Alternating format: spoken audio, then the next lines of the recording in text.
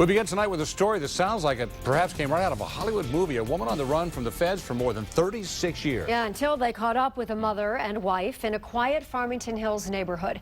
That's where we find 7 Action News reporter Andy Choi. Andy, why was this woman running, and what are neighbors telling you tonight? Well, they are in utter disbelief tonight. We're learning from U.S. Marshals the arrest took place just in the driveway of the home behind me here without any incident, which is one of the reasons why neighbors here had no clue they were living next to a fugitive. Fugitive on the run for 30 years, I guess, I think we've heard stories in the past like this happen in the past, right? This is not the first time. But never your neighborhood. Never in my neighborhood. It's a quiet neighborhood where most residents keep to themselves. Marav Hazan will tell you it's a great place to raise children, which is why she is in utter disbelief. One of the homes on her block in Farmington Hills housed a fugitive on the run for attempted murder. I'm thinking like now I need to be careful, like you never know who is your neighbor. Like you live in a quiet neighborhood, but you never know who's live behind this door, Behind this door, the one reading no solicitors, is where 58-year-old Kathleen Regina Huff lived a second life after allegedly shooting a man in the head 36 years ago in San Antonio.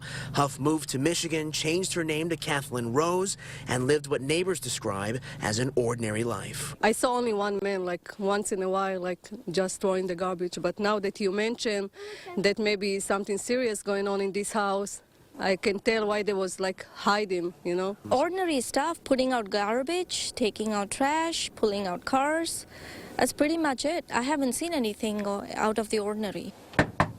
No one answered the door at the home where Huff was arrested. The home remains quiet tonight, but neighbors continue to voice their concerns. I'm just shocked. This is a quiet neighborhood, families, people just minding their own business. What kind of life is it that you're hiding from your family, that you had some serious issue in your background of your life,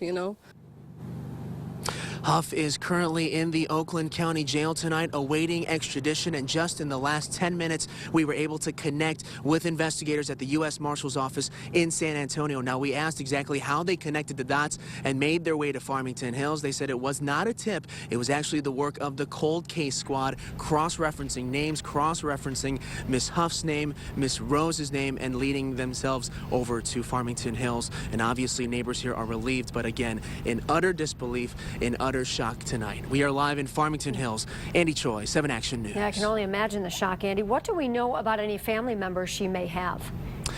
What we know from residents is that there were children that were seen playing. There was a man here, and again, just really mundane activities, taking out the garbage, cars moving in and out. As far as family is concerned, we asked the investigators about whether or not the family has any connection to this crime at all. The family is not. They are not looking into them as far as the investigation goes. But again, this is a very quiet neighborhood. Residents here saying they may have seen a few people come in and out of the house in passing, but didn't really know them very well. An incredible story really is, Andy. Thank you very much for that update tonight.